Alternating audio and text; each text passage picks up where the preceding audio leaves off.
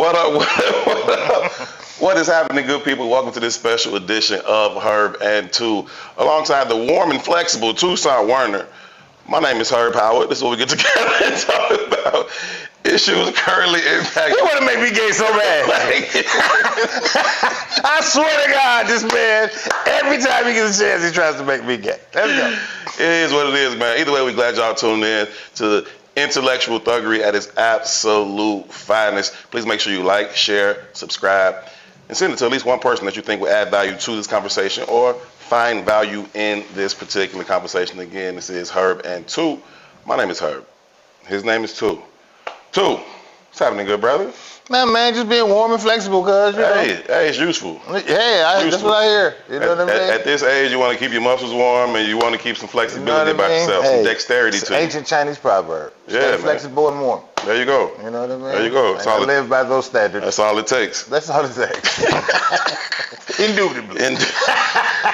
You should try hot yoga. How about that? Yeah, you should try hot yoga, bro. I'm thinking about it, man. I'm thinking about it, you know. I'm getting older and I want to maintain my flexibility, you know. Yeah. Relax a little bit. You know what I mean? So I'm thinking about it. I've been considering it. That's the way to go. I love that for you. Yeah, how'd you like it? Dude took you, where'd y'all go? Oh, that's insane. Didn't you say your boy took you? That's insane, bro. I thought that's what you said. Insane, bro. I missed something? What I missed? You missed a lot. Oh, okay. Well, like 5th grade.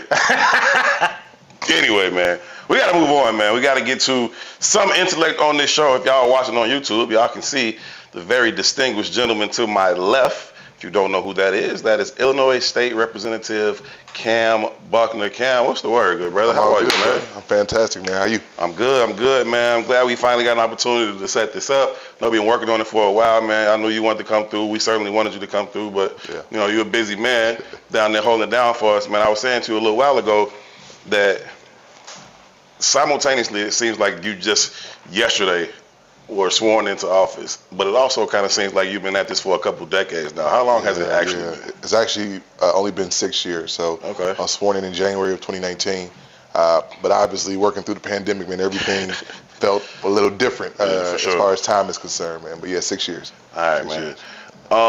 What have you learned in your time down there, man? Just about the process, about government, about community, about all of it. I think the biggest thing is often when you watch, you know, politics from the outside, you see the friction between Republicans and Democrats and all that. And frankly, a lot of that exists in real life. But what I've learned in my time in the state legislature is that a lot of that is fake, man. It's WWF. Right? It ain't real. Everybody's waving their flag just to do it. Exactly. Because they have people back home that they represent. And, you know, there are folks who represent districts that are closer to Louisville than they are Chicago, right? Way downstate Illinois. And they got to go home and respond to the people who put them in that role. And so they got to say, I'll fault those guys on this, or I'll fault them on that. And so I've seen some pro-lifers at Planned Parenthood. Listen, that's a real thing. That's a real thing, for real. So, yeah, I mean, I think that's the biggest surprise for me in this space, man. A lot of this stuff is not real.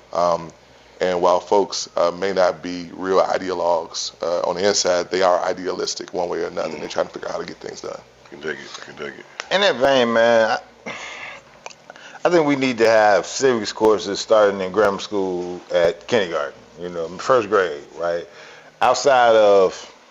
Really not outside of anything. I think government is probably the most important entity or the most important thing you could be educated around in America, right? I think, you know, we have a lot of conversations. We live in the capitalist country. Everybody talks about, you know, I want to have a business, But government is the engine that runs business. And if you don't know government, you can't know business. They work together, right? They work in tangent. So just listening to you, you like, a lot of it is WWE. Explain to our listening audience, like, what's the core roles of a state rep? Yeah, well, first off, too, I'm glad you said what you just said, because honestly, to me, I hear way too often in our community, people say, I don't do politics. Right. Then you don't do nothing. You don't do politics, you don't do nothing. Right. That's real. Because it's business, it's healthcare, it's education. All of this is wrapped up. Politics is wrapped up in all of this, right? And if you refuse to acknowledge that piece of it, you're going to be left behind. Because I can guarantee you, folks who want to be your competitor or who want to be your boss, they doing politics. They're doing politics, right? So you better get with the program and get with it or get lost, right? And so that's the main thing. And I'm with you. We got to start pushing that and getting our young people to understand that at a very early age, politics is not a dirty word, right? Secondly, a lot of what we do as the state legislature, very policy focused and policy driven, right? And so, everything from the laws on how much your license plate sticker costs, to whether or not Chicago has an elected school board, which we worked on a couple years ago, that all comes through Springfield. And what I remind folks is that this is not, from a policy standpoint, it's not just us putting forward pieces of legislation that are going to help our community. It's also blocking, right? Killing stuff that is not meant for good for the people who I represent. Right? And so that's a huge piece of it. And then the third kind of prong to it is the money piece, right? It's finding ways to bring resources back to our community and our district. So the state has a $55-ish billion budget. It's a lot of money, right? If Illinois was its own country, it would have, maybe the 15th largest or the 20th largest GDP of any country in the world. And so when you look at that and the economic power within this state, people want to know that you're not just paying the state's bills on time, but what are you doing for schools? What are you doing for roads and bridges? How is the infrastructure being taken care of? What are you doing for the environment? And so a lot of the ethos that I come to this job with is you can love people all you want to, but my daddy said romance without finance is a nuisance, right? It's damn nuisance. That's how it works. There it is. Where's the money? Where's the money? Right. And so that's still a politician at the moment. We're gonna loosen up in a minute. That's all good. I feel that way, Cat. Yeah. So, real quick, even before you go there, when you talk about that budget, though, right? Yeah. Let's just be honest, right?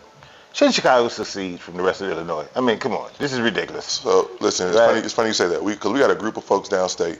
I know they push it. Who want? They say we don't need Chicago. We want Chicago to be its own thing. I want them to figure out life on their own. Let's see what it's like. That's to be exactly what I have said, right? Because the truth of the matter is we're the economic engine, not just of the state, but of this region, right? Of the Midwest. Without Chicago, none of this stuff works, right? And so, for those who make those ignorant comments that they need Chicago to secede from the rest of the state, they have no idea what they're talking about, man. That's just because south of I-80, Illinois is a red state, but north of that makes it a blue state all on its own. I say that all the time. So there's a place south of I-80 and it's called Illinois. Yeah. And it's different than and we Chicago. should keep all our money. That's what I'm saying. So to that point, I have a colleague who got out of his body one day on the floor and went down this long diatribe talking about how kids in CPS can't read. And we know we got issues with scholastic attainment and all that stuff. We got to do better. But he was painting a picture that was solely based on race.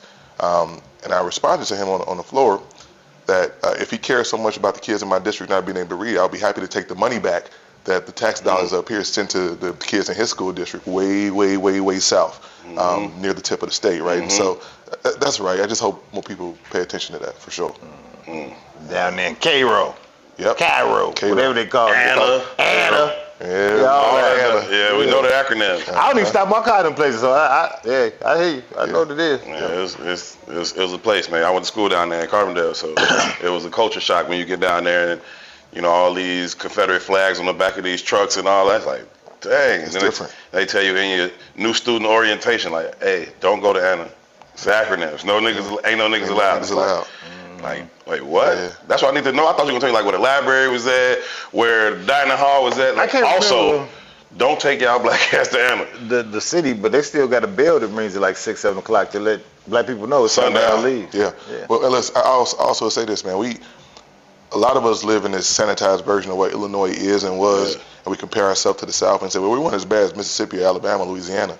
And those of us who spend a little bit more time in history, we know what Dr. King said about Chicago. But even further than that, Illinois was a slave state, right? Now, it wasn't a normal slave state. There were some special laws that were passed, but we had slaves working in Gallatin and Saline County in Illinois, which is where the salt mines are. Now, being a slave is bad enough. Picking cotton is bad enough. Imagine being a slave in a salt mine, right? And I got some visions that come to my head about what that looks like, especially if you got open wounds, if you got whatever that is. And you're going to have those if you're a slave. Right. And so I think we often put ourselves on this pedestal. We were the first state to ratify the 13th Amendment. All that stuff is cool. But we got a long, nasty history in this state of racism, and we should be real about it. What's it like for you, representing up top, but having to deal with everybody south and wanting to do so, one, in a professional way that allows you to be productive down there, but two, while maintaining your authenticity of who you are and what's important to you. It requires intentionality and balance, right? It also is true just within my district. So my district spans the lakefront. I go from South Chicago near 91st and Commercial up through South Shore and Woodline, Greater Grand Crossing, Hyde Park, Kenwood. I go up to the Gold Coast. Okay. Right. So I represent Washington Park. A wide variety. That's right. Washington Park and constituents. Streeterville. Washington Park has a life expectancy of 60 years old. Damn, man, I gotta move, dude. Streeterville has one of 89. Ridiculous over here. Better get on that high yoga, Jack. You know what I'm saying? High yoga gets you right. And so it's present just in the district itself. But then when you look at the entire state, man, that's a real issue. The one thing I will say that has helped me in that space is that I spent 4 years in East Central Illinois in college in Champaign, and I learned a lot that I didn't know as an 18-year-old kid coming to that space, never really being around anybody that didn't look like me. Yeah. I learned a lot about what makes people tick and why they do the things they do. And I was a college athlete, and people always ask me, what did you learn on the football field that you take over to life and politics? Yeah. And there's, grit, determination, all that cool stuff, that matters. But what the real piece was what I learned in the locker room, right? From guys who grew up on farms and never saw anybody look like me, right? Yeah. And we may not agree on politics or religion or race or money or anything, but that dude has my life in his hands on that football field. If we do something wrong and I get hit the wrong way, there's a problem, right? And so that taught me to be I don't like using the word tolerant, but it made me acutely aware of what makes people tick and how they get where they are. Yeah, you gotta have that open mind. I think that's a good analogy. Y'all had some good teams during that. I mean, I went to the Rose Bowl. USC smacked y'all, but Yes, y'all went. That was tough. But y'all went. But I'm saying y'all had people from so many different backgrounds because y'all were recruiting so well and so wide at the time that I imagine you did share space with some different backgrounds and all that. And you figure out how to navigate that. I remember I learned what cow tipping was from a football team. I was like, wait, what? Yeah. We used to go cow tipping. But I want to challenge that notion, though. I think all of us has maybe had that experience or, a micro version of that experience. For me, that jersey represents identity. That football team represents identity. Yep. Right? But outside of sport, it's rare that we ever find a conjoined identity. Sure. And I think we're in a very interesting time today. And even when you start speaking about the history of Illinois, if we were to do, I don't know, just cross-reference Illinois with what America thinks as the racist belt of America, Illinois don't necessarily sit neatly in place there. Sure. Right. But we all know, because we live here, what it is this, right? And I'd argue that is America. I say this on the show. I say, we like in 5 places, bro. Like, and you know what I mean? In reality, the big cities outside of that, the rest of this is America. Yeah. You know what I mean? Yeah. And America identifies with a very, very blatantly kind of racist philosophy.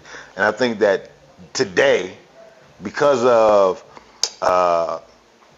it's for a multitude of reasons, but with Trump at the helm of the conversation, and I don't even like to kind of give Trump this kind of power because I do not think it's in reference to Trump. I think it's in reference to a failing economy. I think it's in reference to people being poor. I think it's in reference to, eons and decades of failure, to be honest. And now we're just reaching for answers. And when you start to reach for answers, you cling to the safe identity. And for whiteness, make America great again becomes this clinging identity. And what that represents is harking back to a very, very racist time. Yeah, I'll tell you this. Trump is not the syndrome, he's the symptom, right? Absolutely. And if we can recognize that and not be caught off guard and get caught up into all of his bullshit, then maybe we can make some real inroads here. I think you're right. Outside of Chicago and LA and New York and Philly and Houston and Dallas, there is a place called America. Yeah, that's America, the rest of it. You know what I mean? It's all the state of Illinois. And so, in America, Donald Trump harkens them or reminds them of what they want this country to be and look like. And that's why you have people who voted against their own best interests, right? Their own pocketbook, their own children's future, because it was like, I would rather try this, the devil I know, versus quote unquote the devil I don't, right? And so I think in this space, and I'm glad you said, I don't want to give too much power to Trump. I think we're focusing too much on him and the things that he's doing. And what I remind folks, I think our superpower in this space right now is being able to differentiate between thunder and lightning, right? What's the difference? Thunder is loud, it's clamorous, it's noisy, it's scary, but nobody in the history of the world has ever died from thunder, right? Lightning, however, will kill you, and it'll do it quickly. And usually if you get hit by lightning, you ain't coming back, right? And so the Trump rhetoric, a lot of it, the talking on DEI and some of the stuff that he said, that's thunder, man. Like it gets your attention. It's scary, but it don't do shit, right? Lightning is some of the stuff that he's actually moving. He's doing behind the scenes, some of the stuff with the courts and the judiciary that we got to pay attention to. So we got to, keep the main thing for sure. Differentiate. Thunder's an alarm system, though. It is. Right. It is. It says find shelter. Yeah. Right. Yeah. And we're in that moment in time. So enough thunder, it will create its own lightning. Yeah. That's real. You know what I mean? Real. Yeah, but to both of y'all, I think that's a great analogy, a great point. But I think to both of y'all's points together, if you take your goof ass outside because you hear the thunder and you're like, what is that? What is that noise? If you gotta find shelter, like this ain't the time to be wondering, listening to the fucking sound. You heard it. Do something before this lightning strike. I like y'all talking about the dichotomy of America, right? You get on a plane, you go from Chicago to Atlanta or Chicago to New York or LA, whatever. You're like, oh, this is a big bustling place everywhere. It's like, take a road trip. Yeah. Drive from Chicago to Atlanta or even more so to LA. Everything in between it's like going down I-57. And it's like, oh, if I take a plane from Chicago to Champaign, I might think it's busy and cracking here. But if you drive that same trip, like nothing. You get to see America. Yeah, that's what it is. Yeah. That's what it is. Interesting, man. Kam, how do you maintain like your connection? Like, you ain't the only state rep, but in my world, you're probably the most well known. You keep a connection to the people in a real way, right? They can come see you at your office, or they can come down to Springfield and see you doing your thing. But they can also bump into you at the store or see you at the restaurant or stuff like that. That connectivity, why is that important to you? Because it must be because of how it resonates. It's easy to get lost in these jobs, right? It's easy to get down to Springfield or to Washington, D.C. and get in that capital and start thinking like everybody else and talking like everybody else. It's easy to start thinking that your given first name is senator or representative when it ain't what your mama and your daddy names you, right? And so for me, it's less about being visible so the folks know that I'm still here, right? Yeah. It's more like I need that. I need that connectivity. I need to touch people and feel people. Man, the stories and the thoughts and the observations that I get that make my job easier or make me a better rep, they're not hearing folks talk on panels. It ain't even from reading books at this point in my life. It's having a conversation with somebody in the barbershop or at the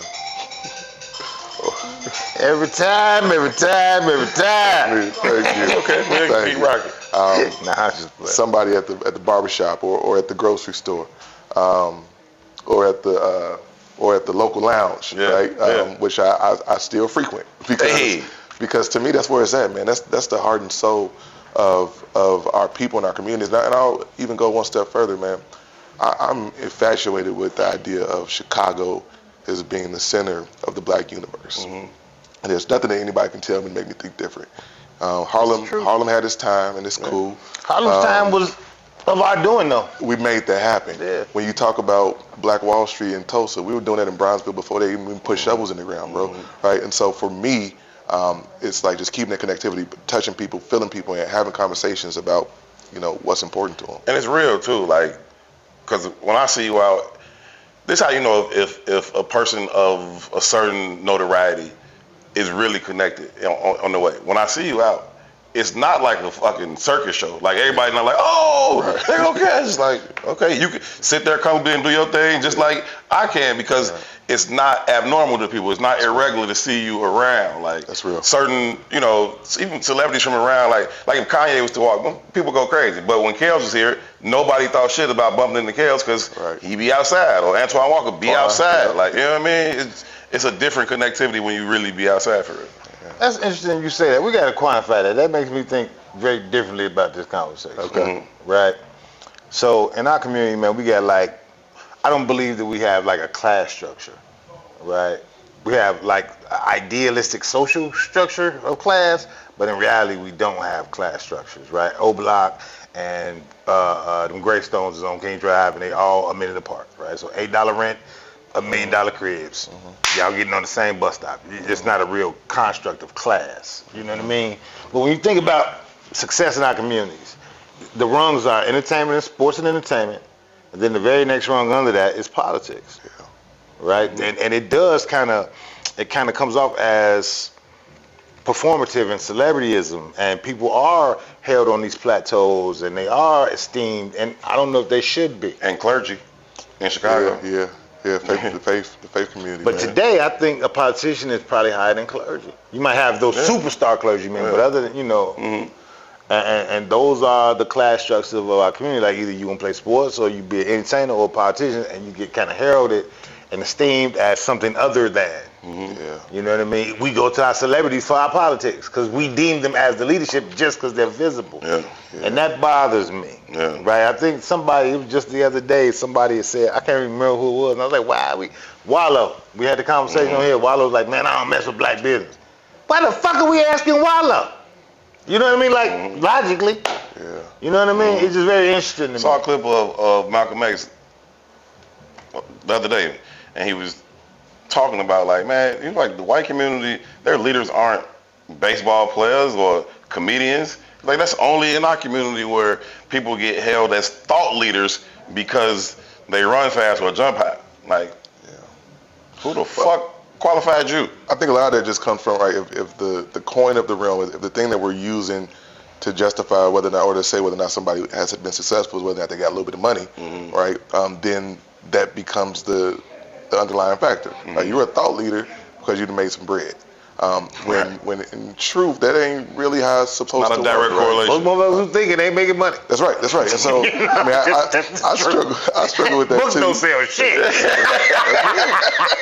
I struggle with that too, man. And I also think to your point about Malcolm and what he said, man, I'll often run my head against the wall trying to figure out, when we start getting some of these deeper conversations about the black community, and a question that always comes up is, who are the black leaders, right? No one's ever asked that about white folks. Nobody said, who's leading white folks today, right? And I get that we're in a different position and situation. Yeah, sure. But that bothers me, and I don't really know the answer or how to square it. But that's something that sits on my mind a lot. You mean where's the individual self-starter leadership?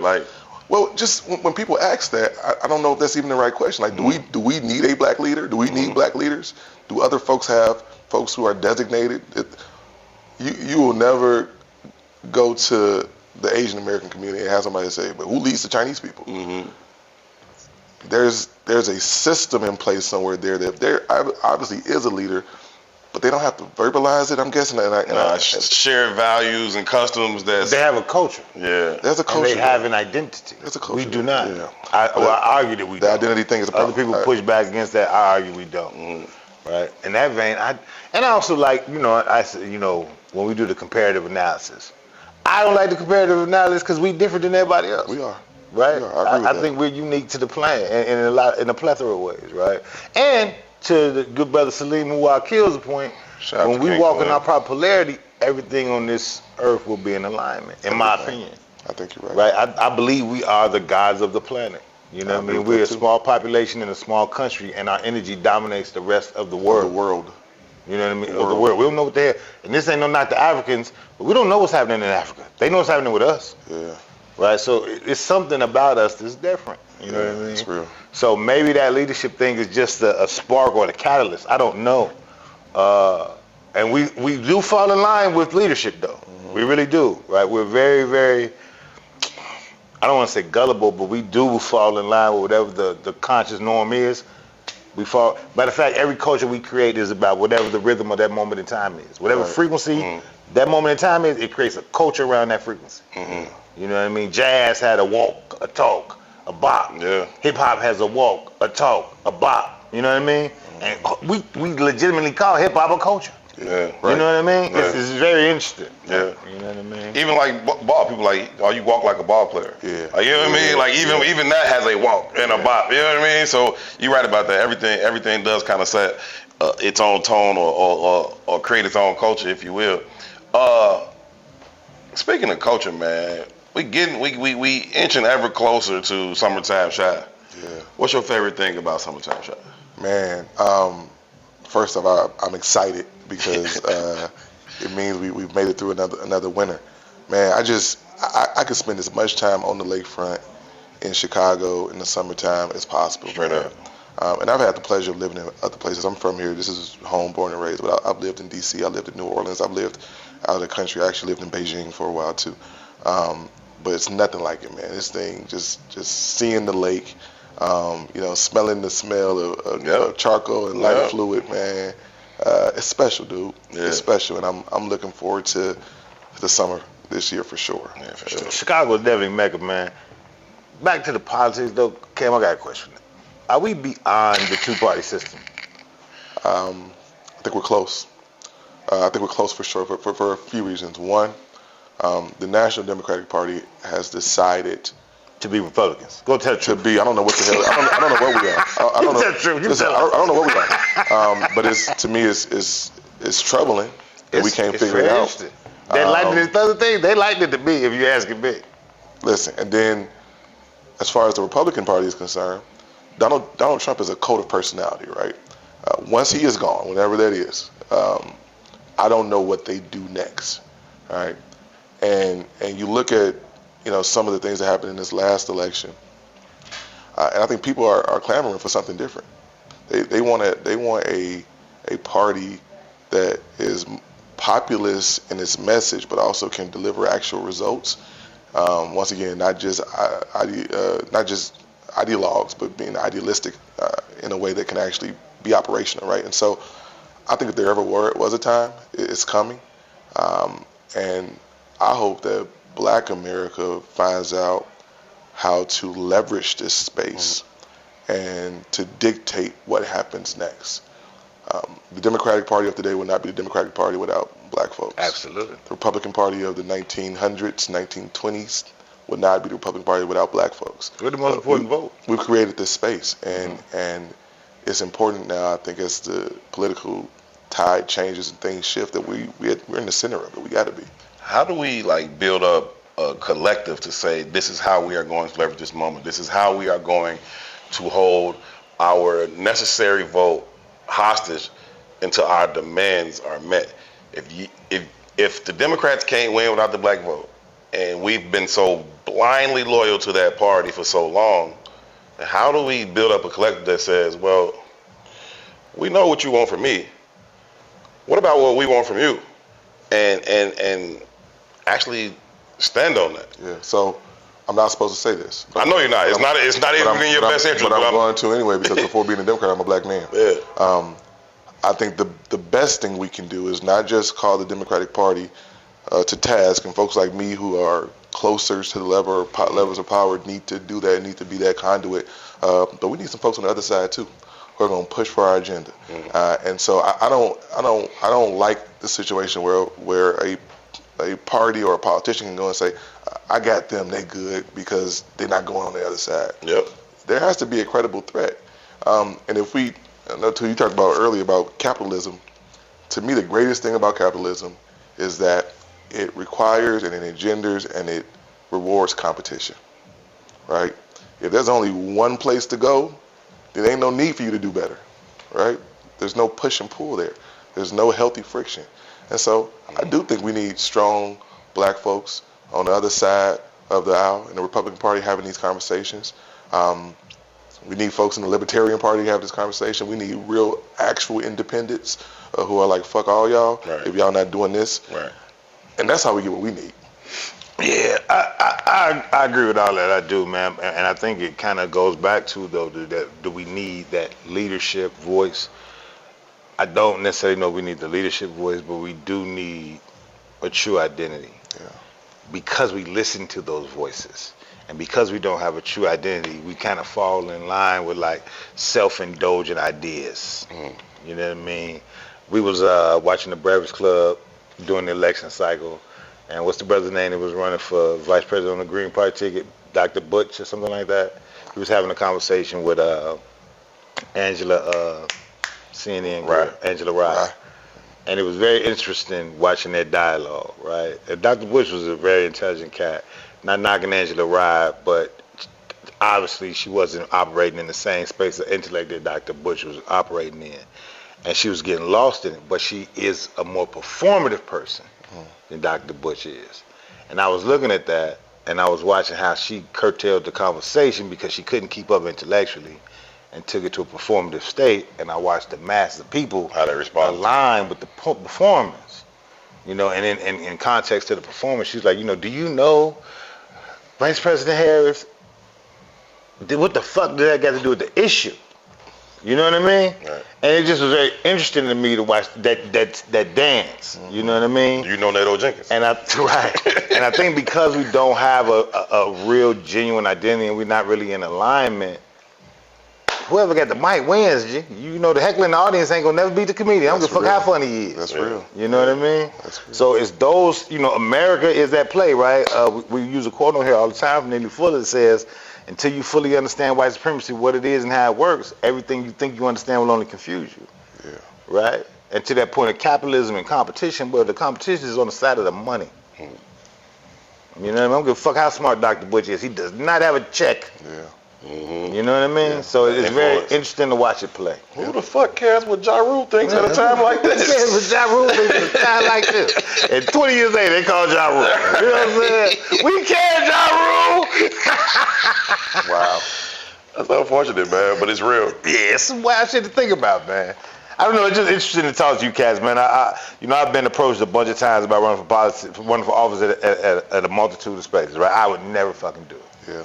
Right? Because I understand the dynamic and how on this side of the aisle you got to negotiate with the WWE construct, and then our people don't know enough to back you, nor do we care to. And it's like, how do you fight without an army?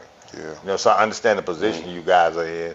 So it's almost like, you know, like you said, politics isn't a dirty word. And I think most people who go into public service go in with a genuine heart. Yep. But after a while, it's like Jesse Jackson, man, go give me that beer contract. Because what the fuck else am I going to do over it? You know what I mean?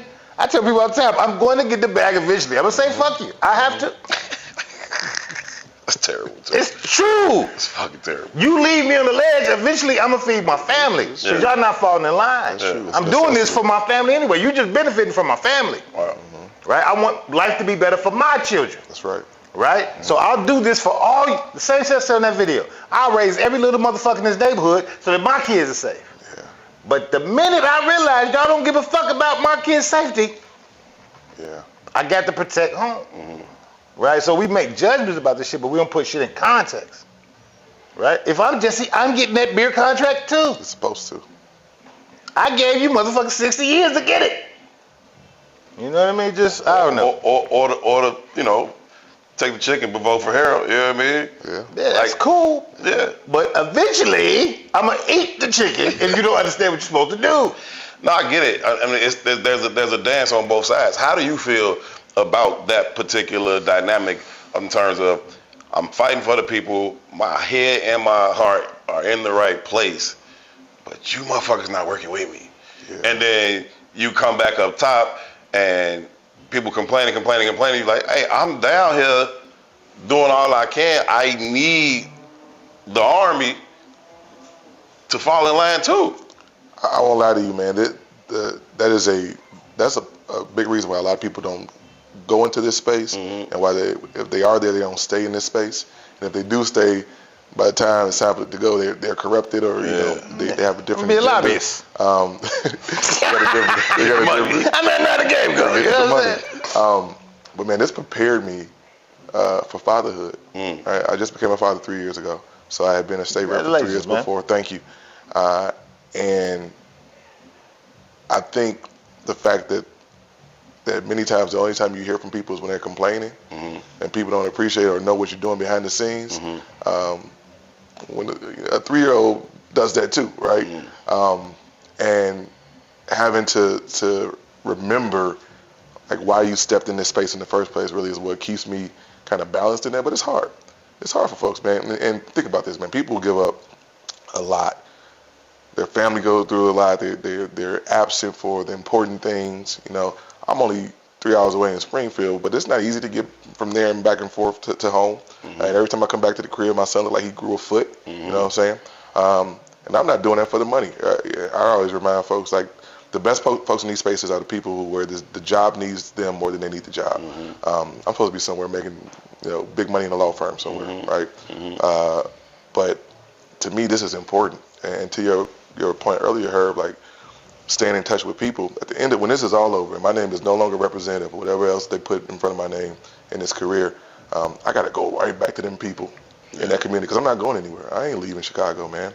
And so, for me, it's just, I guess, remembering that piece of it for sure. Yeah. No, that matters, man. I lost my thought that fast. That was OC. I'm getting old. It's circular though, man. And again, I appreciate the position, but it's shit like you be at the Bud, right? And Jesse comes down in the con. You hear the crowd, man. Fuck Jesse Jackson. I mean, what to slap the shit out of everybody there. It's and I get it. I understand their perspective as well because they only know him from one angle. Yeah. You know what I mean? But to the point that everybody else is playing politics, we got to get in line right now. I said I've been courted a few times, man. I'm not going to name the office or the position or the person, but I was getting courted to run for a specific office, and I started doing the research, checking the coffers, right? And this is an office that does not require a humongous amount of money to run for, and I checked this person's coffers, and it was like 800,000, and this ain't even an election cycle. You know what I mean? But already you see people are making them investments because I want to push you in this direction, right? And today you can see that same community bustling with different and new businesses and new opportunities. And back to what Chicago looks like and what it represents. We just said Chicago's kind of the mecca of Black America, and I believe that. Well, we've had a depopulation of 400,000 Black people essentially. Yeah. And we the fastest depopulated city in America, and those are Black people, man. Yeah. Right? So the writing's on the wall that we're no longer kind of invited to the party here, right? And when I think about that statement alone, I think about what happens to American politics, not Chicago politics. What happens to Black leadership in America, because King don't become king till he come to Chicago. Jesse comes to Chicago to become Jesse. Farrakhan comes to Chicago to become Farrakhan. Barack comes to Chicago it means something. Yeah. Right? The geography of this place ain't just about geography. The dynamic creates those kind of people. Yeah. Right? And the further we move away from that, or the access to building those kind of people, what happens to national leadership of Black people? I was just having this conversation with somebody yesterday. I think me and Nick were talking about this yesterday. That when you look at the history of this city and what it's meant to the history of the country and the world, especially Black Chicago, think about how crazy this is, y'all. Like between 1983 and 1985, right? Or let's say 83 and 86, so 3-year span. You get Harold Washington elected. You get Michael Jordan drafted here. You get Oprah Winfrey who decides that Chicago is the only place that she can actually do what she's trying to do and create this empire. She comes here. Barack Obama packs up his little raggedy car and drives across the country because he's like, I ain't got no job, but I know this is where it's at. Like, I was a kid at that point, but imagine like the energy and the magnetism for all these folks to be like, that's it. That's where I'm at. To me, that's powerful, bro. And I feel like we forget that. And we confuse it again, right? That's back to those rungs of society, right? Today, people probably assume that's Atlanta. It's not. It's not because of where Black people in Chicago made their bones. Yep. In Atlanta, they doing what that nigga's always done: sing and dance. That's not what Chicago is. Right. Chicago streamlined 12 industries across the economic spectrum. That's a rarity for any American city. And Black people have been able to operate in all those spaces. And Chicago was creating more Black millionaires than anywhere else. Right? But back to even the same point about Jesse. I'm sitting in a meeting with Jesse, and I love Jesse. I keep leveraging Jesse. I absolutely adore Jesse. I adore all of them dudes. Right? And we sitting there, we talking. and the group of firemen come in the room, and they say, Mr. Jackson, man, we need you to help us write a new addendum or some shit. I don't know what they call it, some kind of decree, right? And Jesse barely is functional today. His mind working sharp, but his body isn't anymore, right? And Jesse, you know, like, looking at him and like, all right, I'll do what I can type of shit, but he really ain't giving that shit no energy, right? And they pleading like, man, the Hispanics are getting hired left and right, and they got all kind of systems that streamline high school Hispanics into the fire department. We know what the fire department is, like the police department. These are long-term good jobs for most middle-class Americans, right? So they leave, and Jesse said to me, he said, man, you know, when that first decree was written, I said, no, I don't know. 30 years ago. 83. He said, you know who wrote it? I said, no, I don't know. Me. He did. You know the last time I seen them? 30 years ago. Therein lies the problem. Yep. And I mean, when you said that, we have not talked about this before, but when you said that, I thought exactly the same thing, right? That thing you're talking about is Appendix G. Appendix G in the Chicago Firefighters Local 2 union contract, which requires a certain amount of hiring of blacks in those positions. Jesse fought hard. Him and Hero got that done in maybe 84, maybe. But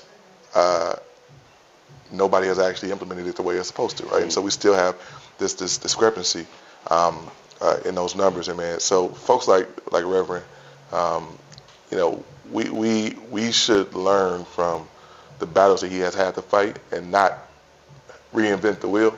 Right. You know, because there's a lot of breadcrumbs and blueprints that we can get on how to just get up and moving and getting things going. And once again, I want to join you in shouting him out because I think we take him for granted because he's in our midst. And once again, just like you see people out, you see Twan, I ain't impressed, right? You see like, you see him and you see him, but still be impressed, right? You know what I mean?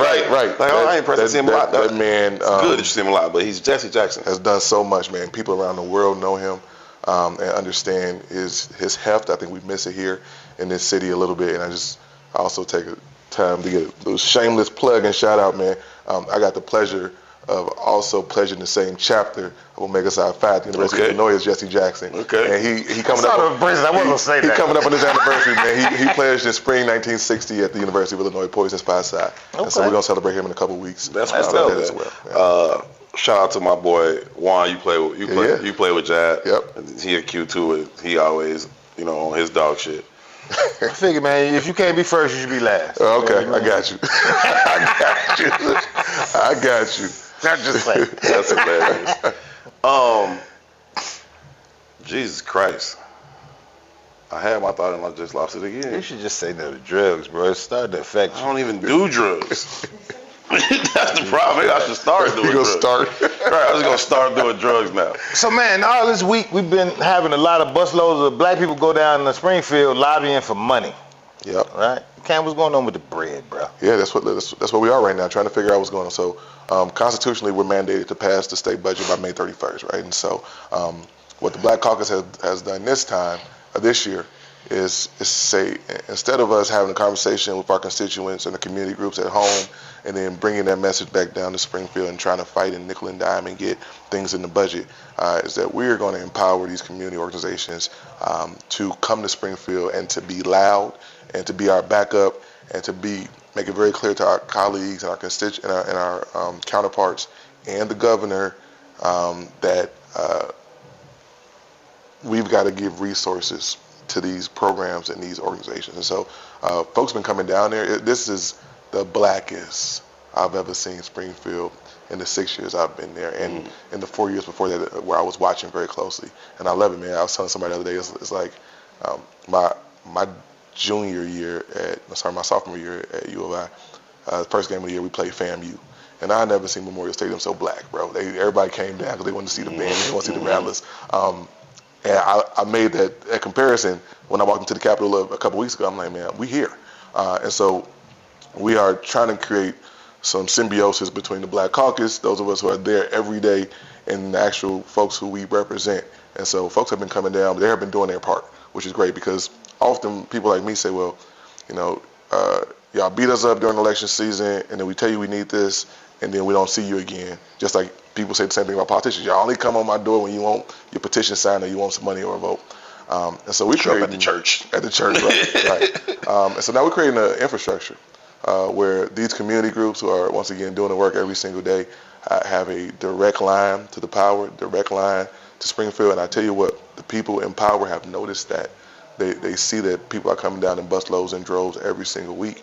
And I think it's going to be good. So I am one of the budgeteers on the House side, so negotiating with the governor's office and the Senate every single day at this point, leading up to May 31st, to make sure that of that $55 billion that we get what we need. And I told somebody the other day, it's like the old, I'm not worried about other communities and whether or not, nobody can take from us what's ours, right? People should fight for their communities always. And like the old SOS band song is, I don't care what you do to them, just be good to me, right? Mm-hmm. And that's the stature that we're coming in here with. And so when I say that we've got to balance a $55 billion budget, I'm very clear that balance does not just mean economically balanced. It has to be morally balanced too.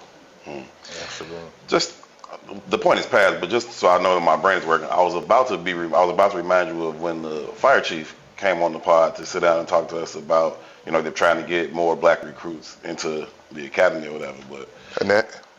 No, not the top chief. Oh,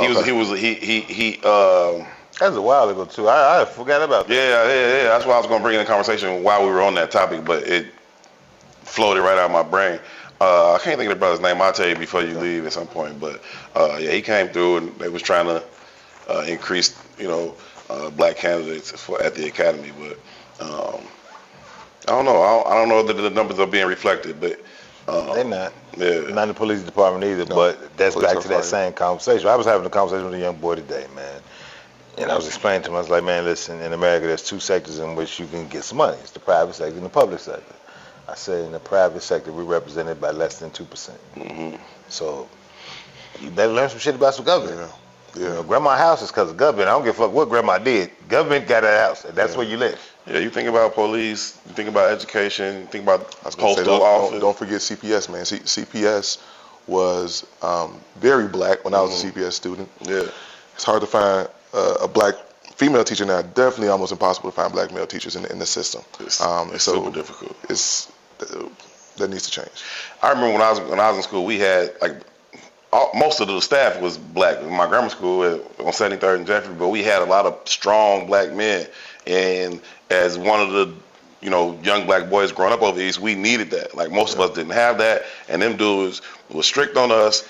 They loved us, but they ain't take no shit from us. Yeah. When we stepped out of line, they was gonna put us back in line every time, and we absolutely needed that from those people, man. So I definitely believe that's missing from the schools. You get things like Teach for America, which is cool on some levels, and then on the other level, you get a 23-year-old white girl from wherever, and then drop her off and say, "Hey, go teach on 63rd and Racine," and she ain't never seen the likes of this. She don't understand what some of these kids went to sleep to or what they woke up to, and so you think that Keisha just got an attitude problem. I'm gonna write her up every day, and I'm gonna suspend her every day. And it's like, no, you don't even understand this situation. You know what I mean? Whereas teachers I grew up with, they could see that first thing in the morning. Like, what's wrong, sugar? Come here, let me talk to you. Let's get a reset for how this day gonna go. Right. And that type of stuff don't happen. I went to Whitney Young when it was still a black school. I was over there yesterday. Going to that trash ass Bulls game, and I'm seeing all these kids come out, and I'm like, I don't even look like the kids I went to school with. Yeah. Like it's just different. Yeah, that game was a waste of time. I was thinking, man, waste of time. What's the impetus to some of those changes, though? Right, like, because it's across the board. But while I was pondering the question in my own head, I was thinking about the barriers to entry. Yeah. Even at the lowest level, at most careers in America, you need some kind of degree. Yeah. Right? And just the other day was talking about black boys not going to college. Mm-hmm. And I think people hear those kind of conversations, they think it's just rooted in a decision. Like, I've just decided not to go to college. Mm-hmm. That's not true. Yeah. Right? I tell you the story all the time, man. My old man said black men go through 2 midlife crises. He was like one at 18 and one at 40. Right? And I'm an inner city kid, 95th Street kid, and he was probably telling me this shit when I was 18. I was like, what the fuck are you talking about? In my mind, because I know everything at 18. Right. You know what I mean? I got this. I got this, oh, baby. You know what I'm saying? Good. Be cool, right? But at 40 or 45, I start seeing 40-year-old men lose their mind again. And it started to resonate, that statement he made, and I started to realize that my peers wasn't choosing the streets. They wasn't choosing to be dope boys. They wasn't choosing shit. They just didn't have any hope. Yeah. There was nowhere else to go. I had some hope. And because I had fucked up way earlier and started to rectify by 18. You know what I mean? But there's no hope. You know, and it's getting more and more hopeless. And I had never heard that 18 and 40 thing, but that's real. I'll be 40 in 3 weeks. All right, so I've been thinking a lot about some of the things that you said. Thank you, bro. Yeah, I'm gonna sit with that for a little bit. I like that. I think it's real. It makes a lot of sense, man. I just turned 39 a couple of days ago, and I've been thinking like, when I hit 40, I want to be the best version of myself possible, mentally, physically, spiritually. And what does that look like? How do I spend these next 360 days to make sure that I can arrive at 40 the way I want to? And why is that so important to me, other than that your father was spot on with that? You know what I mean? I think certainly 18 was just, for me, just getting away, going to school with that level of freedom, that level of independence. You know what I mean? I learned a ton in school, and most of it was outside of the lecture halls and labs. It was just life. And it was like, that's something that you need. And on some levels, I look back at college, I'm like, it ain't for everybody. I still believe it ain't for everybody, and not absolutely essential for everybody's growth and development. But shout out to Larry Hoover. But I do think there's a lot of lessons that you learn, you know what I mean, just going through that process of being at school. And it's not about school per se. Right. 18 is pivotal because it's a door to manhood. Yeah. Right? And what we're seeing is that the door is being closed earlier than 18. But it's arbitrary if you're not ready. This is the misandry and the bullshit I like to bring to the forefront about how the rest of society deals with black men. We're discarded and nobody gives a fuck. Then they make it a decision that we're making. That's not true. We've been abandoned 10 years before here, and then you see the reference points at 18. Yeah. Right? That's the bullshit. Now we're being blamed for everybody else abandoning us. Right. The educational system abandoning us. Our parents even abandoning us. Life abandoning us. Somebody said the other day, you know, the moniker in our community would say black girls get raised and black boys get to do whatever the fuck they want to do kind of thing. And somebody broke it down in a different way, and they was like, no, it's just easier to abandon a boy. It's easier to let go. And I got a boy and a girl, and that's some true shit. You know what I mean? But we don't rationalize it in that way. And then 20 years later, 10 years later, you come out with reports like black boys that decided not to go to school. No, they fucking not. They've been left. Right? And I'm just talking about the barriers to entry and to success. Right? And if those are the lowest level, going to school is kind of the lowest level. Yeah, that's not even a barrier to success. That's a barrier to survival. To survival at this point. It's not. It's just existing at this point. Right? We see, you know, we got a depopulation of 400,000. Somebody asked the question the other day, is like, what kind of community are we raising if we're willing to abandon our men? And that's some real shit to think about. I mean, you look at that, you see that at the earliest stages. Like, if a 1-year-old girl run across this room and fall, everybody in here gonna jump up like, oh, if a 1-year-old boy do the same, get up, it's okay, you'll be straight. You know what I mean? It's just it's a different thing, and part of it is like, well, I'm just preparing you for what the reality of the world is, and part of it is just adding to that reality. And it's like, remember we talked about this maybe like a year or two ago. It was a video came out of these two babies. The boy was slightly older than the girl, but the girl was biting him. Like, she kept biting him. And they're recording this, and they laughing, the adults, 2 women recording this laughing, and then the boy look over at them like, stop this shit. Y'all gonna stop her from biting me? And they just kept laughing. The baby girl bit him again. He got up, grabbed a little plastic chair, lifted up over his head, about to crack the girl over the head with it, and then they all jump up like, no, you don't do that. Like, no, he shouldn't do that for sure, but y'all also should have stopped it when she was biting him 15 times, and he clearly didn't like it. Like, yeah, and context is important too, man. And I think we got to get away from this kind of individualistic ideal of this is happening too, or these people are choosing. Even when I say the boys, it's systemic for me. It's not a, you know, when the article comes out and say they're choosing. No. No choice was provided. No choice was provided because the system, all systems, have abandoned them. Mm-hmm. You know what I mean? I mean, you look at the school to prison pipeline. There's a huge financial incentive to abandon them. That's right. Like, and if that's gonna be the case, if that's gonna be the new slavery, then fuck them niggas until they 18, and then you can come back under my control. But this is the crux of our conversation too about politics, specifically black politics, right? When we start thinking about blackness in general, man, like I don't look at it as an ethnic group. I look at it as a political declaration.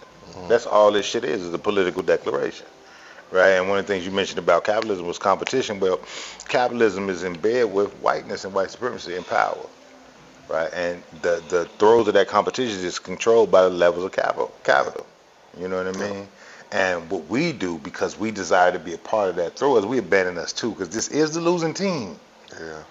It just is, right? So our affinity has to be for something larger than the capital. That's right. You know? And when we break down the layers of the losing team, the males is the biggest crux of the loss. Right? That's right. You can't go to war without no warriors. You can't. Yeah. You know what I mean? Yep. So it's just something to think about. I think everybody loses, man. When you lose a large swath of your community, of your identity, I think everybody loses. Now you look at, you might go by some metrics of, finance or education, and you say, well, the black woman is winning. She's fucking losing too, because this is not a successful or sustainable model. It's not sustainable. You know what I mean? Yeah. And we got to figure that shit out for sure, man. Ken, we ain't got much time left to be in here, man. What else you got going on that you want the people to know? Man, I'll just say, as we end this legislative session and really trying to make sure this budget is right, like Tu talked about. And if you got community groups and organizations that are doing good work, make sure that you reach out to whoever your state rep is and whoever your alderman is, because we're trying to do a lot more work together, man, across the lines of city and state government too. Yeah. Because we are watching a real tectonic shift right now, and we can't be caught sleeping on this. But other than that, man, I'm glad to finally get some intellectual thuggery going on. Cam, you're our state rep. Our business is registered in your area. Pay us some money. This is your show. Cam. My man. We gonna get produced by Kemp right there. Speaking of intellectual thuggery, man. We can't let you get out of here until we have dinner time, man. Mm-hmm. What we like to do with dinner time, and shout out to Bump J as always for the dinner time piece. We like to ask the guests to think back throughout history, any period, any moment from the beginning from the alpha to the omega. There it is. And pick two people to have dinner with. One of these people must represent that of an intellect. The other must represent that of a thug, as you define either of those terms. They don't have to be as defined by anybody else other than you. One intellect, one thug, to sit down and have dinner with you for a cause. Dead or alive, any point in the history. Basic premise of it too is, right, you can't move nothing. You need brains and balls, right? Right. Intellectual thuggery, right? We value intellect, but gumption means a whole lot fucking more to me. Yeah. You know what I mean? So you need both parties at the table to get any real issue solved. It's the relationship Malcolm and Bumpy had. You know? Right. Or Tucson and Dessalines. Yeah. It's just how it works. Man, that's great. So go back. I've always been infatuated with the Haitian people. Mm-hmm. And their struggle for freedom and independence, and the fact that the curse that is on the island of Haiti now is just based on their competence. They was so good at not being slaves that they forever now under the thumb of oppression, right? So I think Tucson Overture for sure would be somebody I want to sit down and just pick his brain on how that works, how that worked. On the other end of it, being in Chicago, we got a lot of examples of folks who were, no pun intended, who were involved in street organizations and whatnot. Facts. And I was having a conversation with a young man the other day just about not on the dope or the violence, but just on the organizing principles of of Jeff Ford and Willie Lloyd and David Barksdale and Larry Hoover, of course, and what that meant to move people like that, move black men in particular.